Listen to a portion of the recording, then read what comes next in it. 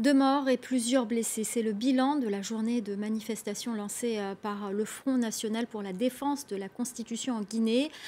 Par des actions de résistance, les opposants au régime d'Alpha Condé exigent qu'il renonce à son projet de nouvelle Constitution qui ouvrirait la voie à un troisième mandat.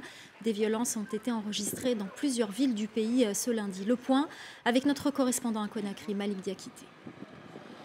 En fin d'après-midi, Conakry n'a toujours pas retrouvé une activité normale au rond-point d'Amdalaï où je me trouve. Les boutiques et magasins sont fermés, la circulation paralysée. Les gens sont restés chez eux. Plus tôt dans la journée, les jeunes ont brûlé des pneus et versé de l'huile sur la voie publique. Les heurts se sont concentrés sur l'axe Amdalaï-Bambeto-Koza où il y a eu des accrochages entre les manifestants et les forces de l'ordre. Jet de pierre contre gaz lacrymogène.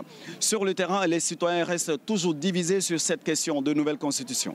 Moi, je suis contre le troisième mandat, je suis contre le changement de la Constitution et je demande humblement au président de la République de renoncer à ce projet au nom de la paix, au nom de la stabilité de la Guinée. Il pense que quand on entend parler de nouvelle constitution, c'est le troisième mandat. Les deux là sont différents. Nouvelle constitution est différente du troisième mandat. Il faut que les Guinéens essaient de comprendre cela. Cela ne veut pas dire forcément que la nouvelle constitution, c'est le président qui va demander un troisième mandat. En démocratie, ceux qui ne veulent pas, s'ils sont autorisés, ils peuvent sortir. Mais si l'État ne les autorise pas, il faut voir maintenant comment négocier avec l'autorité en place pour voir comment débloquer la situation.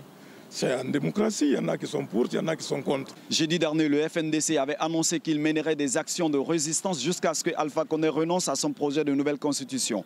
Le gouvernement avait aussitôt condamné ce qu'il a appelé des actions violentes et subversives, tout en appelant les Guinéens à vaquer à leurs occupations.